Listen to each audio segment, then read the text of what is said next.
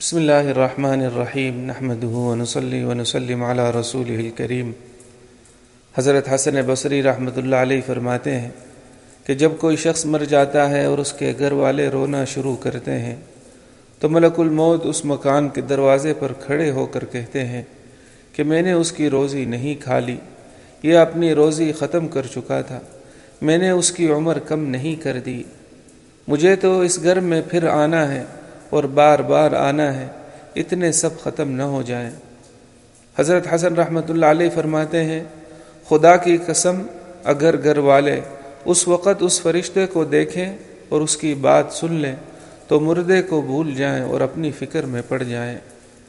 یزید رقاشی رحمۃ اللہ علیہ کہتے ہیں کہ بنی اسرائیل کے ظالموں میں سے ایک ظالم اپنے گھر میں بیٹھا ہوا اپنی بیوی سے تخلیہ کر رہا تھا، اتنے میں دیکھا کہ گھر میں ایک اجنبی آدمی دروازے سے چلا آ رہا ہے۔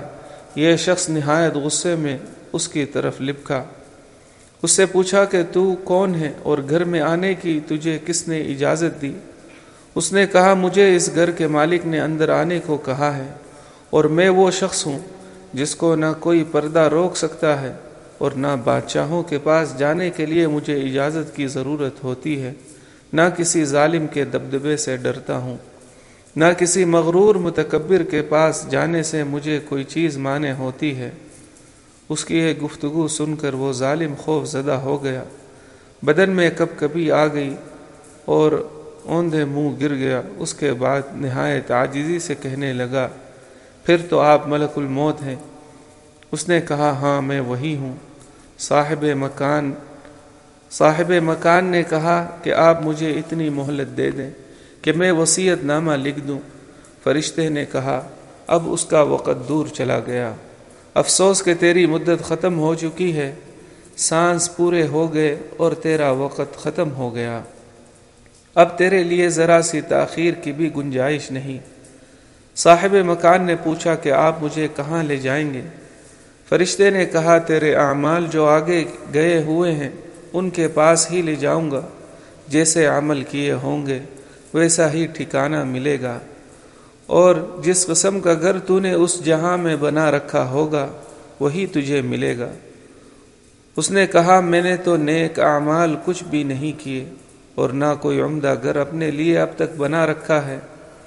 فرشتے نے کہا پھر تو لظی نزاعۃ للشوا کی طرف لے جاؤں گا۔ یہ سورہ معارج رکوع 1 کی آیت کی طرف اشارہ ہے، جس کا ترجمہ یہ ہے کہ بے شک وہ آگ ایسی دکھتی ہوئی ہے جو کھال تک کھینچ لے گی، اور اس شخص کو جس نے دنیا میں حق سے منہ پھیرا اور بے توجہی کی وہ آگ خود ہی بلا لے گی، اپنی طرف کھینچ لے گی۔ اس کے بعد اس فرشتے نے اس کی جان نکال لی۔ گھر میں کوہرام مچ گیا، کوئی رو رہا تھا، کوئی چلا رہا تھا۔ یزید رقاشی رحمۃ اللہ علیہ کہتے ہیں اگر لوگوں کو یہ معلوم ہو جائے کہ مردے پر اس وقت کیا گزر رہی ہے تو اس کے مرنے سے زیادہ آہ و بکا اس حالت پر ہونے لگے جو اس پر گزر رہی ہے۔ حضرت سفیان ثوری رحمۃ اللہ علیہ فرماتے ہیں کہ جس وقت ملک الموت دل کی رگ چھوتے ہیں اس وقت آدمی کا لوگوں کو پہچاننا موقوف ہو جاتا ہے، زبان بند ہو جاتی ہے اور دنیا کی سب چیزوں کو بھول جاتا ہے۔